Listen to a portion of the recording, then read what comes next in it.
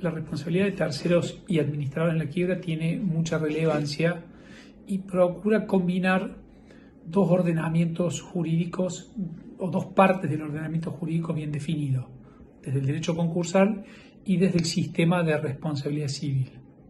Esta figura, si bien es una acción de recomposición patrimonial que tiende a recomponer el patrimonio cesante, el patrimonio del fallido, la idea es que no puede apartarse de los principios generales de la responsabilidad y especialmente de los presupuestos que permiten responsabilizar a una persona por el daño generado. Este sistema clásico de responsabilidad, junto con la extensión de quiebra y con la ineficacia, permite, revisar algunos actos eventualmente realizados en el pedido de sospecha o inclusive con posterioridad a los fines de permitir el ingreso, sea de activos en la ineficacia, sea de un patrimonio en la extensión de quiebra o sea de un crédito indemnizatorio, una indemnización en el caso de la responsabilidad. La acción de responsabilidad concursal ya estaba prevista en la 19.551 y se incorpora con la ley 24.522 con algunas modificaciones importantes. Sin embargo, la estructura general se mantiene desde la década del 70 y en el 94 se incorporan algunas cuestiones muy puntuales como la necesidad de la autorización de los acreedores, el dolo, etc. El sistema de responsabilidad de terceros y de representantes básicamente engloba dos tipos de conductas que están a la larga nutridas con la cesación de pagos, con la causación de esa cesación de pagos o con un enfoque final de cesación de pagos. Tenemos la responsabilidad de los representantes, y cuando digo representantes, administradores, mandatarios, gestores de negocio, etcétera, que produjeron, facilitaron, permitieron y agravaron la situación patrimonial o la insolvencia. Entonces estamos hablando de la facilitación, permisión o agravamiento de la cesación de pagos. En cambio, la responsabilidad de terceros, que hablemos de cualquier tercero y que de cualquier forma participan en la disminución del activo o exageración del pasivo. Si bien se trata de dos cuestiones distintas, en una se trata de la cesación de pago, que es una imposibilidad de cumplir regularmente con las obligaciones, y en otro se trata de disminuir de activos o aumentar el pasivo. Pero de manera indirecta, en ambos casos, podríamos decir que es responsabilidad por insolvencia o responsabilidad por haber generado o coadyuvado con la insolvencia. Entonces, a la hora de definir esta situación, la idea es que una persona ajena a la persona jurídica o el fallido ha generado una conducta que no solamente es antijurídica, sino que tiene que ser dolosa y con esa actividad produce un daño en el patrimonio fallido. Ese daño puede consistir en el acrecentamiento del pasivo, en la disminución del pasivo o inclusive en la cuestión de la cesación de pagos. La determinación puntual de la cesación de pagos o de la cuantificación del daño es un tema muy delicado que requiere un adecuado análisis para poder entender los alcances de la acción que se plantea. Este tema contempla, como dijimos, los dos supuestos, y la ley a ambos supuestos les da un idéntico tratamiento jurídico, sea que la acción se inicie por la sindicatura o por algún acreedor que haya emplazado a la sindicatura para que la inicie en contra de los representantes, administradores, gestores, etcétera, o de un tercero. Tenemos que la vía procesal, el juicio ordinario, la perención de instancia, 6 meses, la competencia concursal y muchas otras cuestiones son similares. En algún punto, cuando analizamos la conducta de la responsabilidad de los representantes, 173, primer párrafo, estamos hablando que es producir la insolvencia. Cuando hablamos de producir la insolvencia, implica enajenación de bienes, apropiación de bienes de los fallidos, la constitución de garantías que no tienen ningún fundamento, sea en beneficio propio o inclusive de algún tercero familiar, que en algún punto implican una disminución del patrimonio. La facilitación de la insolvencia está relacionado con, no necesariamente con la acción positiva, puede ser alguna acción omisiva y que en algún caso implica la realización de actos que implican abandonar el negocio o una omisión deliberada de proveer información contable que no permita regular la situación. La idea es que los directores, digamos, no pueden hacer desaparecer los activos, no pueden abandonar los negocios y deben cumplimentar con las obligaciones en su caso.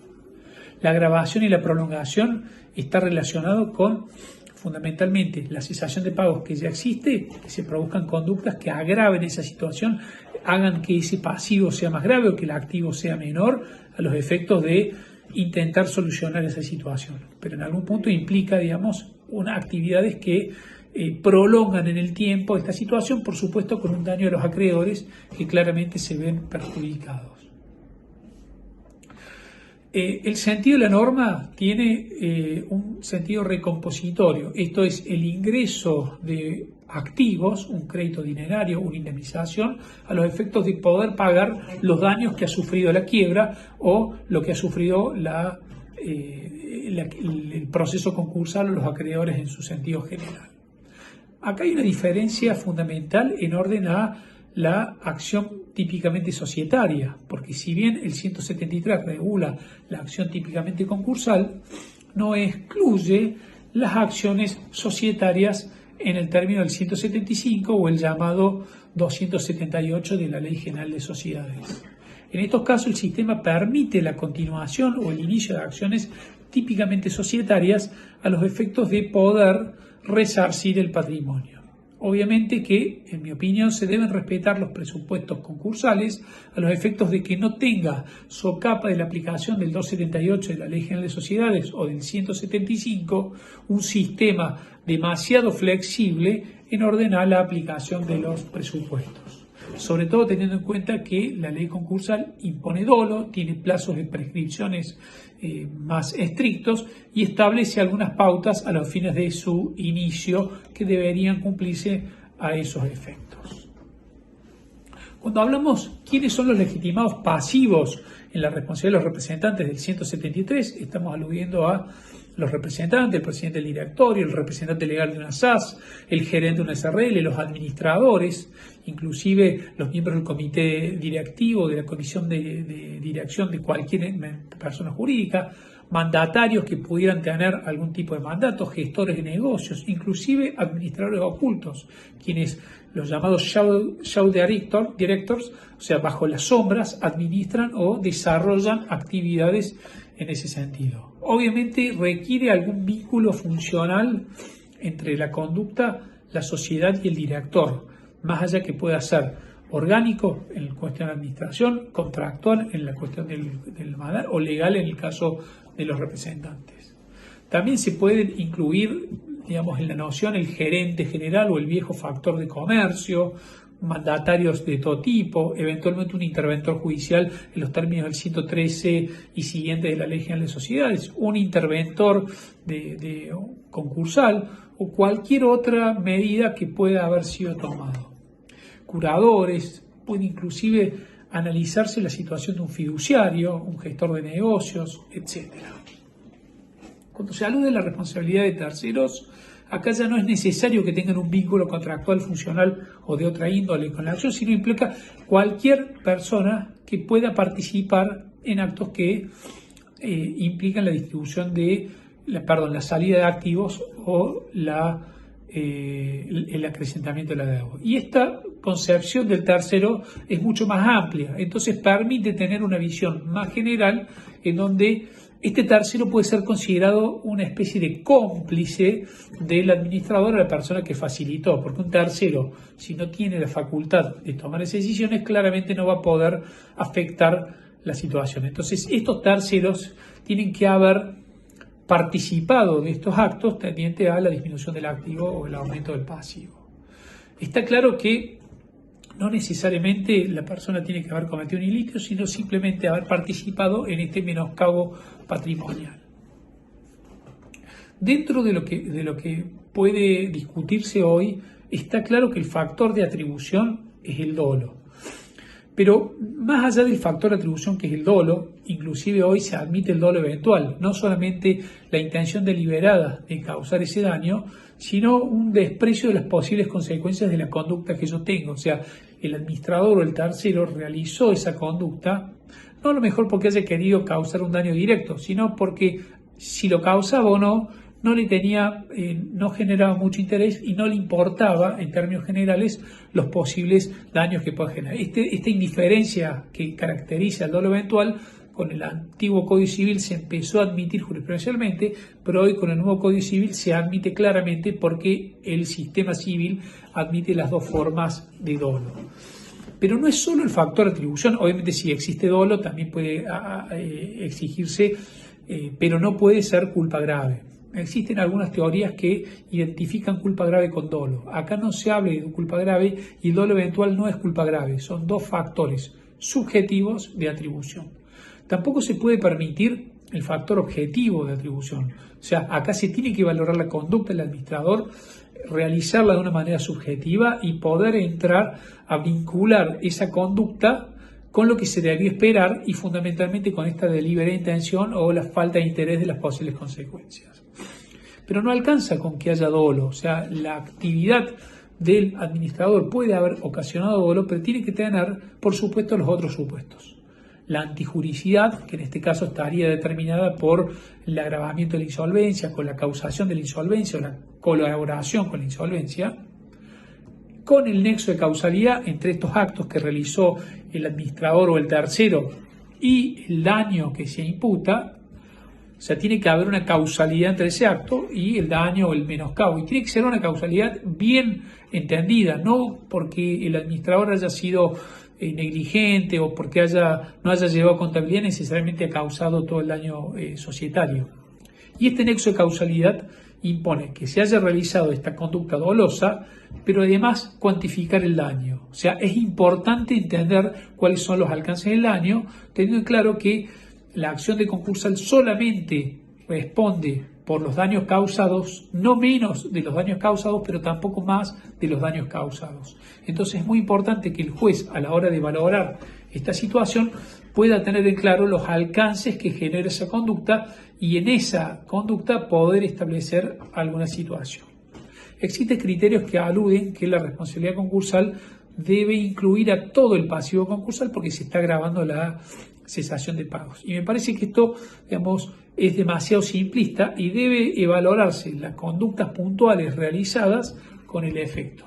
Ustedes saben que la cesación de pagos no necesariamente determina de factores endógenos o relacionados con el actor del administrador, sino que influyen factores exógenos como devaluaciones cambiarias, como la pandemia en este caso, o algunos otros supuestos que pueden generar un impacto en la conducta o en el tercero.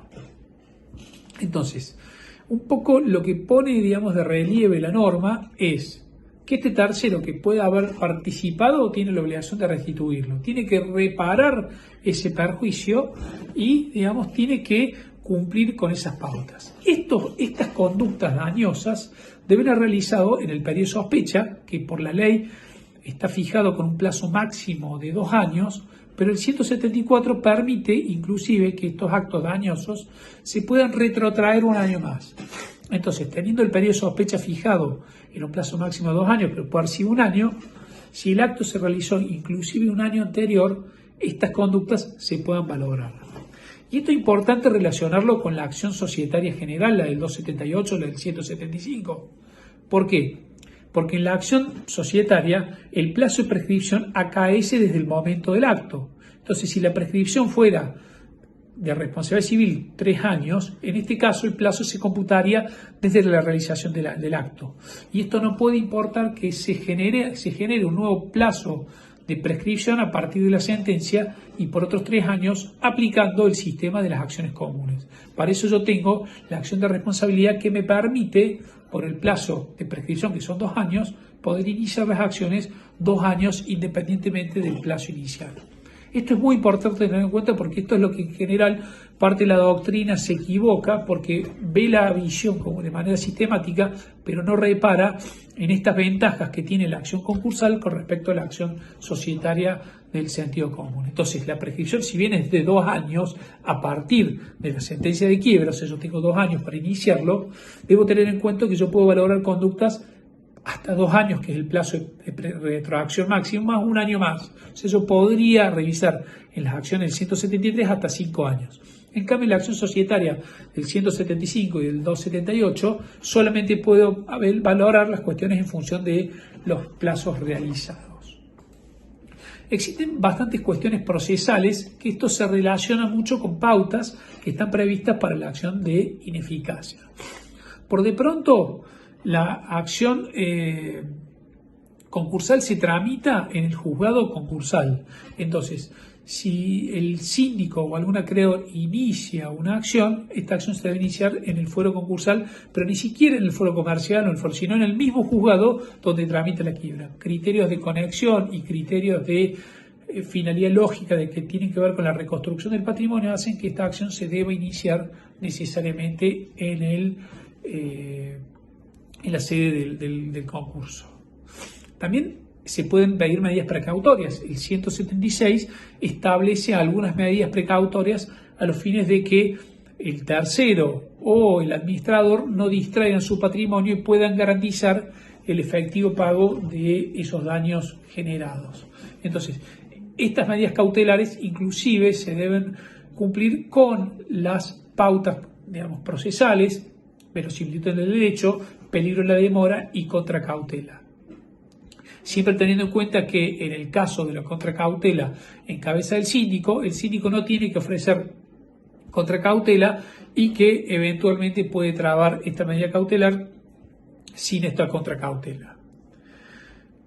Como dijimos, la prevención de instancia es a los 6 meses, a diferencia de los incidentes concursales que a los 3 meses, o a diferencia de un juicio ordinario en muchas jurisdicciones que es de 1 año.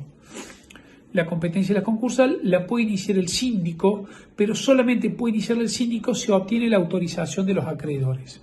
Y acá se ha generado alguna disputa jurisprudencial en cómo debe conseguirse esa mayoría de los acreedores verificados. Entonces, la idea es que para que el síndico pueda iniciar esta acción de recomposición, que es una acción grave, inclusive que puede generar costas que tiene que afrontar la quiebra si se llegara a rechazar la acción en función de un valor importante patrimonial, tiene que tener la autorización de los acreedores. Algunos fallos jurisprudenciales entienden o aceptan la autorización tácita. Esta autorización es donde el juez emplaza a los acreedores para que den la conformidad y si no lo hacen se entiende como dada tácitamente la autorización. Otro sector de la doctrina entiende que se tiene que conseguir fehacientemente esa autorización y solo requiere de una manifestación expresa de cada acreedor en el sentido de autorizar esa iniciación. Enfocado esto desde la mayoría de autoridades, cabe recordar que la acción de ineficacia requiere de autorización de los acreedores, la acción de responsabilidad concursal requiere de autorización de acreedores y la extensión de quiebra, tanto la quiebra automática, artículo 160, como las quiebras sancionatorias 161, actuación de interés personal, abuso de control y confusión patrimonial insignible, no requieren de autorización. Esta autorización se debe requerir antes del inicio de la acción concursal a los efectos de poder trabarla. Entonces el síndico que litiga sin que sea necesario pagar gastos tiene la posibilidad, como todo funcionario del concurso, de iniciar un juicio, no pagar los aportes respectivos, tiene que cuantificar los daños causados, más allá que es común no ver o algunos cuantificarlos en el pasivo concursal de manera genérica, pero debe estar. Obviamente que si esta acción se pierde, los costos y las tasas integran los gastos de concurso y se pagan con preferencia a otras situaciones. En lo que tiene que ver con la legitimación activa, también un acreedor puede iniciar la acción. El acreedor tiene que emplazar al síndico de manera judicial por 30 días para que inicie la acción. El síndico trata de iniciar la acción, trata de conseguir las mayorías y si el síndico en 30 días no consigue iniciar la acción, independiente de la responsabilidad que puede generar el síndico por no haber hecho lo que debería corresponder, el acreedor puede iniciarla. Y acá se genera una situación peculiar. La propia ley concursal prohíbe el beneficio del sin gasto, con claro ataque a el acceso a la justicia. Esto es inconstitucional porque sería ponerle un límite por condiciones económicas, sobre todo cuando el sistema procesal y constitucional admite la posibilidad de acceder al beneficio del sin gasto a los efectos de poder demandar. Y por otro lado establece una especie de excepción de arraigo en donde si el demandado entiende que puede generar algún daño, le pide al acreedor que arraigue esos daños bajo el percibimiento de ser desistida la demanda. Como lo ven, la jurisprudencia en Córdoba y a nivel nacional ha declarado la inconstitucionalidad de este 120 segundo párrafo, que es aplicable por remisión de la ley concursal, y ha entendido que esto es inconstitucional por afectar el acceso a la justicia, el derecho de defensa y muchas otras cuestiones que son importantes. El juicio, como dijimos, es un juicio ordinario con sistema amplio de prueba, en donde a diferencia de los incidentes que tengo solamente 5 testigos, tengo un solo perito y no tengo alegatos, aquí sí tengo la posibilidad de discutir pruebas, de hacer cuadernillos, de poder ofrecer todo tipo de testimoniales, oficios ley, etcétera, sin ninguna limitación, en la medida que no sea un abuso de prueba o un abuso procesal a los efectos de dilatar. El juicio, como dijimos, se inicia en contra de las personas sindicadas como responsables. Si hubiera más de una persona, hay un litis consorcio pasivo facultativo a los efectos de que esta persona, digamos, responda por las deudas que pueda haber generado. Es importante tener en claro que esta acción de responsabilidad podría cesar en el caso que la quiebra resulte concluida por pago total. ¿Qué significa? O por avenimiento. Si yo tengo una quiebra que luego de liquidar todos sus activos termina pagándole a sus acreedores, o aunque no hay pago total, termina habiendo un avenimiento en donde los acreedores le dan una carta de pago, le dan una aceptación al cierre de la quiebra, sería un contrasentido, digamos, continuar con una acción concursal cuando ya no existe un interés concursal, que es el pago de los acreedores. Obviamente estamos hablando de que se tiene que haber desinteresado a todos los acreedores, todos los gastos, funcionarios, etc. Entonces, una forma de poder resolver esta situación es a través de la conclusión de la quiebra, lo que permite la posibilidad de cerrar esta acción de manera indirecta. Otra posibilidad está también en la transacción. Si bien no está prevista de manera expresa esta situación en las normas procesales, al tratarse de una acción concursal que tiende a indemnizar un perjuicio, no habría ningún inconveniente en donde el síndico o eventualmente el acreedor trance con los demandados a los efectos de llegar a un acuerdo de cómo recomponer esta acción. En mi opinión, y pese a que no está previsto, si el síndico tiene la obligación de pedir autorización para transar otro tipo de créditos, lo dice el 182, también debe pedir autorización para que el juez apruebe o autorice este tipo de transacción en el juicio de responsabilidad concursal. Inicialmente se había discutido, se había cuestionado la acción de responsabilidad concursal porque habían entendido que exigirle el dolo era muy grave y que exigirle una autorización implicaba ocasionar un cerrojo para este tipo de acciones. La práctica ha demostrado que las acciones se plantean, que el síndico realiza su labor a los fines de hacer responsable, y si está interesado en iniciar estas acciones puede hacerlo a través de estas alternativas. En mi opinión es mucho más justo, porque con el régimen anterior al año 94 a esta ley, que no se exigía autorización de los acreedores, había una fiesta de acciones de responsabilidad donde se perjudicaban a muchos demandados y total la quiebra, que era la que tenía que resolver, litigaba gratis y sin tener que pagar los gastos que significaba un juicio de esta naturaleza. De esta manera se logra una compensación entre litigar sin costos, como lo hace el síndico, pero exigiendo cierta prudencia y, por supuesto, ciertas pautas a la hora de fijar. La sentencia puede terminar con una condena, en donde se condena a una suma dineraria que el fallido, que el tercero, el administrador, debe integrar a la quiebra. Y si el tercero no le integra, el síndico deberá ejecutar esa sentencia y los bienes que hubiera embargado, ejecutarlos, subastarlos al fin de que no ingresa. Si no se lograra de esta manera, ese crédito exigible frente a la carencia de bienes del tercero, el fallido, puede a su vez implicar un crédito a los fines de poderle pedir la quiebra a esos efectos. Pero estas quiebras, a diferencia de la extensión de quiebra, serán quiebras que se tratan de manera separada y en las cuales la quiebra del síndico solamente verificará un crédito y cobrará si se pueden recabar algunas cuestiones. La sentencia que se dicte en el proceso, en el juicio de responsabilidad concursal, es apelable en los mismos términos de cualquier acción y sigue la suerte de cualquier juicio ordinario en términos procesales.